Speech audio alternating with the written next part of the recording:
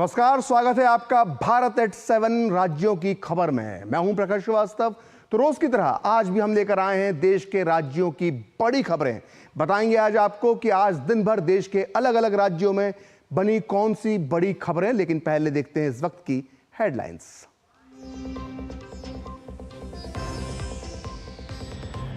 Electoral bond मामले में SIT जांच की मांग वाली याचिका सुप्रीम कोर्ट ने खारिज की। मुख्य न्यायाधीश ने कहा कि हम इलेक्टोरल बॉन्ड पर विस्तृत फैसला दे चुके हैं। याचिकाकर्ताओं के वकील प्रशांत भूषण ने कहा कि आप इन बातों को विस्तृत सुनवाई में भी रख सकते हैं।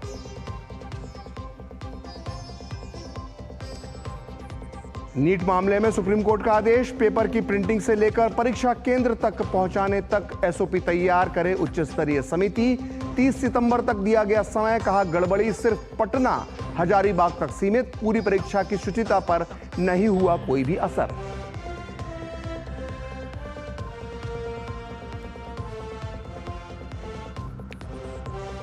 ओल्ड राजेंद्र नगर मामले में हाईकोर्ट ने दिल्ली पुलिस और एमसीडी को लगाई फटकार। दिल्ली पुलिस की जांच पर जताई असंतुष्टि, पूछा क्यों ना कराई जाए सीबीआई जांच।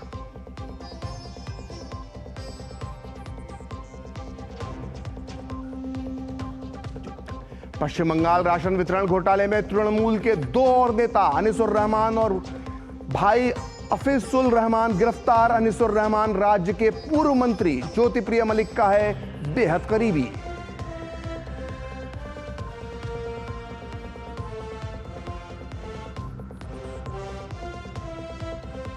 गृह मंत्री अमित शाह ने उत्तराखंड के मुख्यमंत्री से फोन पर की चर्चा। बारिश के कारण आई तबाही पर ली विस्तृत जानकारी। वायुसेना के Mi-17 और चिनूक के जरिए केदारनाथ मार्ग पर फंसे यात्रियों का रेस्क्यू ऑपरेशन जारी।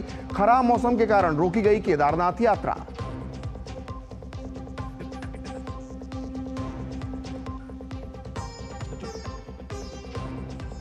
आफत की बरसात से सहमा हिमाचल प्रदेश। बादल फटने की घटनाओं में 54 लोग लापता। शिमला के रामपुर में हाइड्रो पावर प्रोजेक्ट में कई मकान, स्कूल और गाड़ियां तबाह।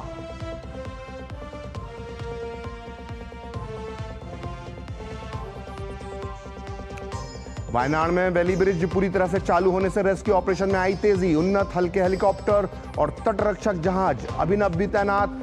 300 के पार पहुंचा मरने वालों का आंकड़ा।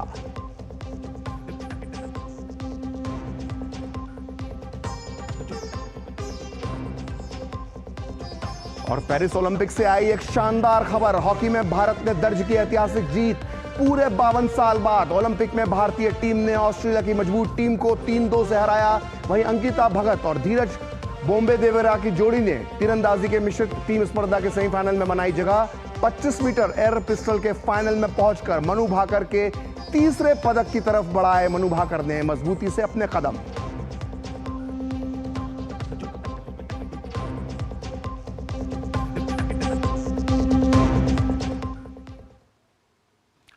तो यूपी विधानसभा से पारित उत्तर प्रदेश नजूल संपत्ति 2024 विधेयक को विधान परिषद में भाजपा के प्रदेश अध्यक्ष भूपेंद्र चौधरी के द्वारा प्रस्तुत करने के बाद प्रवर समिति को भेज दिया गया है, जो 2 महीने में अपनी रिपोर्ट सौंपेगी। देखिए लखनऊ से डीडी न्यूज संवाददाता विकास सिंह की ये रिपोर्ट।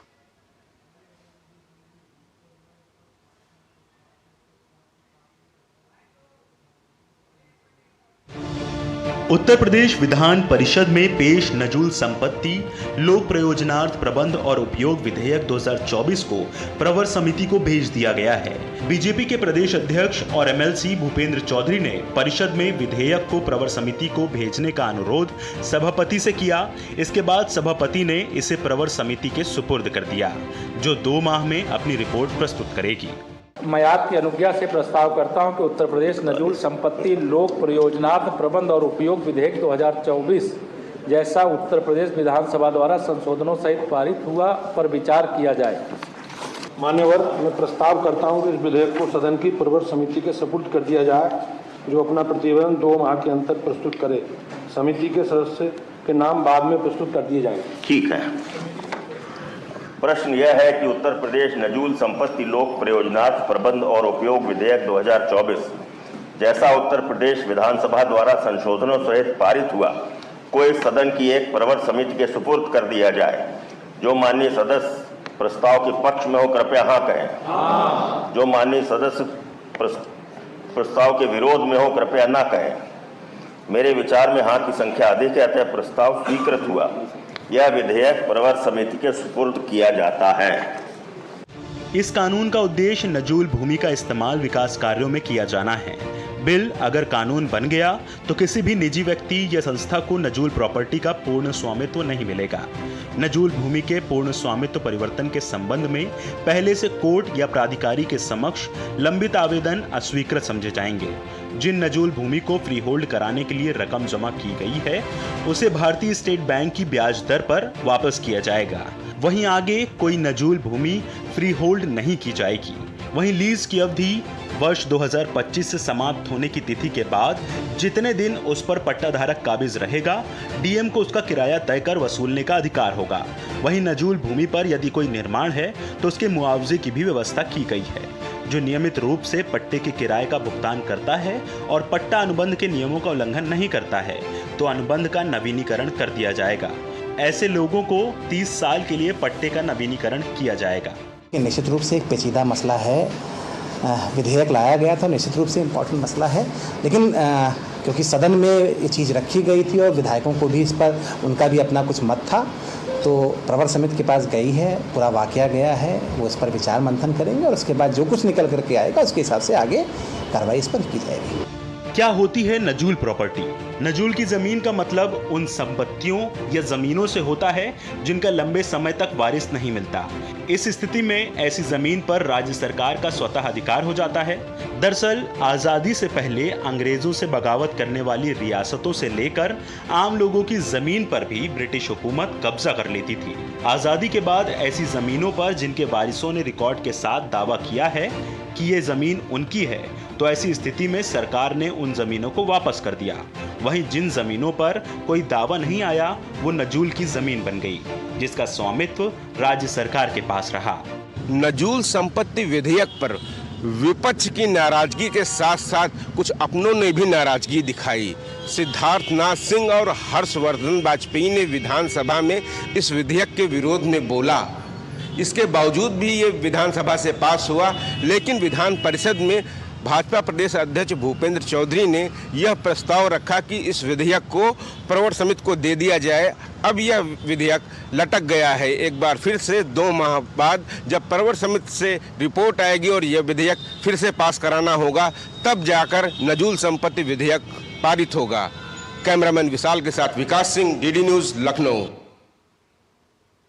तो छत्तीसगढ़ चलते हैं उत्तर प्रदेश के बाद, जहां गरीब परिवारों को मिलने वाले पीएम आवास पर छत्तीसगढ़ की राजनीति में घमासान मचा हुआ है। कांग्रेस के भूपेश बघेल सरकार के समय प्रधानमंत्री आवास योजना का लाभ छत्तीसगढ़ के लोगों को नहीं मिला, जिसे लेकर अब पक्ष और विपक्ष के बीच आरोप प्रत्यारोप का दौर चल रहा है। देखिए हमारे संवाददाता सोमेश पटेल की एक खास रिपोर्ट।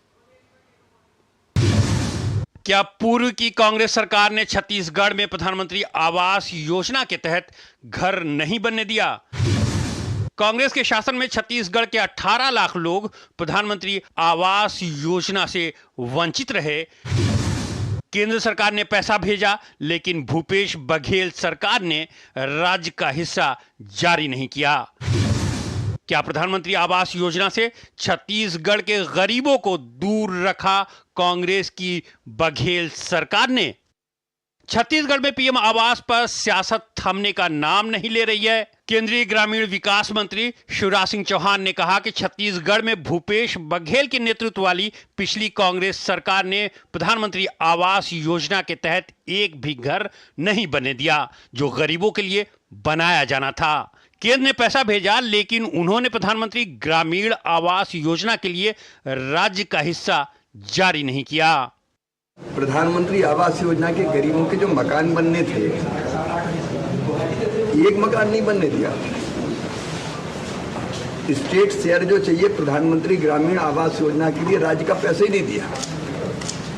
केंद्र यहाँ से पैसे भेजती रही पर वो अपना शेयर नहीं देते थे, इसलिए उस पैसे का उपयोग नहीं हुआ। वो पैसा उन्हें वापस भेज दिया और हजारों गरीब आदिवासी और बाकी गरीब भाई और बहनों को मकान से वंचित करने का पाप किया। पिछले 5 वर्षों में 18 लाख लोग, गरीब लोग, प्रधानमंत्री आवास ग्रामीण से वंचित हो गए, क्योंकि वहां की तत्कालीन सरकार अपना राज्यांश जमा नहीं की। केंद्र से लगातार पत्र भी भेजा गया और केंद्रांश भी गया, केंद्रांश वापस भी आ गया। उसके बाद भी 18 लाख लोग, गरीब लोग वंचित हो गए। वहीं छत्तीसगढ़ के पूर्व मुख्यमंत्री भूपेश बघेल ने कहा कि प्रधानमंत्री आवास को लेकर केंद्र और राज्य सरकार के मंत्री झूठ बोल रहे हैं और भ्रम फैलाने की कोशिश कर रहे हैं। उसका जो झूठ है उजागर हो गया, क्योंकि होर्डिंग तो सब जगह लगा 18 लाख का। अब विधानसभा में प्रश्न दे के एक भी नहीं। अब लोगों को क्या जवाब देना? तो उसमें शिवराज से मिले और उसके बाद उसे बयान दिलवा दिए। छत्तीसगढ़ में प्रधानमंत्री आवास योजना से हजारों परिवारों में खुशियां आई हैं। लाभार्थी कह रहे हैं कि पीएम आवास मिलने से बहुत खुशी है। पहले हम कच्चे घर में रहते थे, आज हमें पक्का मकान मिल गया है। मैं अभी कुछ ही दिन पहले आई हूँ यहाँ, 3-4 महीना ही पहले मिला है अपन को। पहले मैं केलाबाड़ी में रहती थी किराए के घर में, और यहाँ अच्छा लग रहा है हम लोग आए तो। पहले पानी वानी कच्चा घर था तो टिपकने का प्रॉब्लम, सब चीज़ का प्रॉब्लम था। अब यहाँ कुछ प्रॉब्लम नहीं है, सब पानी वानी सब चीज़ का सुविधा है यहाँ। बीजेपी ने कहा है कि छत्तीसगढ़ में भूपेश बघेल के नेतृत्व वाली पिछले कांग्रेस की सरकार ने प्रधानमंत्री आवास योजना के तहत एक भी घर नहीं बनने दिए। वहीं कांग्रेस ने कहा है प्रधानमंत्री आवास को लेकर केंद्र और राज्य सरकार भ्रम फैलाने की कोशिश कर रहा है। हालांकि दोनों राजनीतिक पार्टियों के अपने अलग अलग बयान हैं, लेकिन जमीनी सच्चाई यही है कि छत्तीसगढ़ में प्रधानमंत्री आवास योजना से हजारों परिवारों में खुशियां आई हैं। Somesh Patel, DD news, Raipur, Chhattisgarh. तो आइए अब छत्तीसगढ़ से सीधे चलते हैं झारखंड, जहां विधानसभा का मानसून सत्र पूरी तरह हंगामेदार रहा। सत्र के आखिरी दिन भी आज हंगामा देखने को मिला। यहां तक कि विपक्षी सदस्यों ने विधानसभा परिसर में विरोध करते हुए बालू बेचा और सरकार के खिलाफ जवाब की मांग करते हुए जमकर नारेबाजी की। देखिए झारखंड से यह खास रिपोर्ट। हंगामेदार रहा झारखंड विधानसभा का मॉनसून सत्र। झारखंड में चल रहे बालू संकट पर भाजपा का अनोखा विरोध प्रदर्शन। हाथों में तराजू लेकर सदन के बाहर बालू बेचते नजर आए भाजपा विधायक। भाजपा विधायकों ने तख्तियां लेकर बालू का रेट भी लगाया। मॉनसून सत्र में धर्म परिवर्तन और डेमोग्राफी बदलाव को विपक्ष ने बनाया मुद्दा। नाराज विधायकों ने मुख्यमंत्री चैम्बर का भी किया घेराव। भाजपा का आरोप, बालू के नाम पर हेमंत सरकार जनता को ठग रही है। भाजपा के निलंबित 18 विधायकों का प्रदर्शन आज भी रहा जारी। झारखंड विधानसभा के मॉनसून सत्र के आखिरी दिन भी विपक्षी सदस्यों का हंगामा जारी रहा। विधानसभा परिसर में विपक्षी सदस्यों ने अपनी मांगों को लेकर धरना और प्रदर्शन दिया और सरकार के खिलाफ नारेबाजी की। झारखंड विधानसभा के मॉनसून सत्र के आखिरी दिन आज भाजपा विधायकों ने बालू के मुद्दे को लेकर अनोखे अंदाज में विरोध प्रदर्शन किया। हाथों में तराजू बटखारा लेकर सदन के बाहर विपक्षी सदस्य बालू बेचते नजर आए। यहां तक कि उन्होंने तख्तियां लेकर बालू के रेट भी लगाए।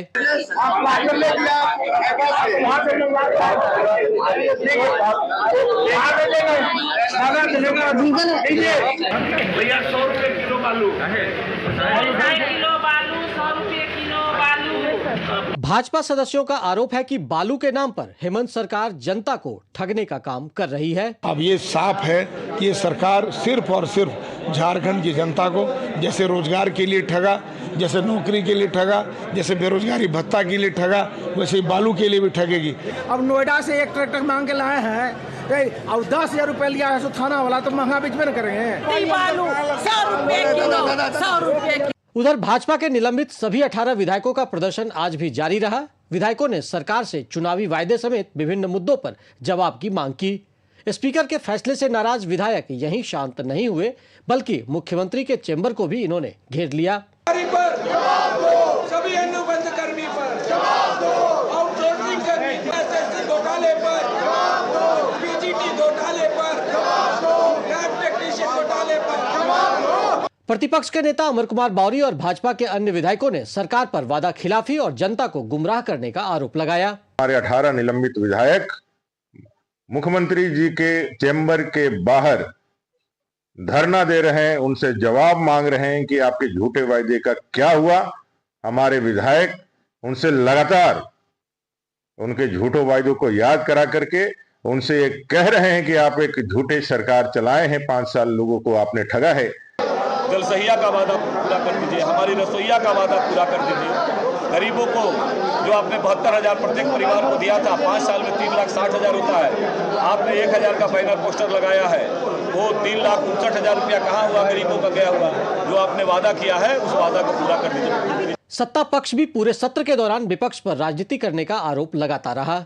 जेएमएम, कांग्रेस और राजद के विधायकों ने कहा कि विपक्ष के पास कोई मुद्दा नहीं है और उन्होंने बेवजह सदन को जाया किया। इस तरह से इसे सदन के अंदर में हंगामा करने का, नौटंकी करने का जो काम किया, आज हमारा स्पीकर महोदय को आज डिसीजन लेना पड़ा है काला इतिहास के माध्यम से और सदन से बाहर किया गया है। तो बहुत सी चीज़ है जो क्षेत्र का हम लोग का भी समस्या था, उन लोग का भी समस्या था, जो ये लोग हंगामा के चलते पूरा हो नहीं पाया। 6 दिनों के इस मॉनसून सत्र के दौरान आज आखिरी दिन 4 विधेयक पारित किए गए।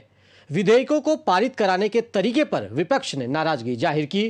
कुल मिलाकर यह कहा जा सकता है कि झारखंड विधानसभा का यह मॉनसून सत्र हंगामे की भेंट चढ़ गया। झारखंड विधानसभा का मॉनसून सत्र छोटा था, 6 दिवसीय कार्यावधि थी, लेकिन इस दौरान सत्ता पक्ष और विपक्ष के बीच तकरार एक नए दौर तक नजर आया। यहां पर जहां विपक्ष की ओर से लगातार सरकार की विफलता को उजागर करने की कोशिश की गई और कहा गया कि एक भी चुनावी वादे उनकी ओर से पूरे नहीं किए गए हैं और चूंकि इसी वर्ष झारखंड में विधानसभा चुनाव होने हैं, वैसे में ये पूरा सत्र एक तरीके से हंगामे की भेंट चढ़ गया। अपने सहयोगी विकास के साथ मैं दिवाकर कुमार, दूरदर्शन समाचार, रांची। तो आपने देखा किस तरह झारखंड विधानसभा के बाहर बीजेपी ने एक अनोखा प्रदर्शन किया। फिलहाल भारत नेट 7 में वक्त एक ब्रेक का, और ब्रेक के बाद देखेंगे कि देश के किन किन राज्यों में हुई आफत की बारिश। बढ़िया है, प्राकृतिक हल्दी, मिर्ची, धनिया। नहीं, मिर्ची, धनिया, हल्दी, MDH। मैं क्या जी, सब जानते हैं, जहां दिखे मारियो, अपना समझ के खा लियो।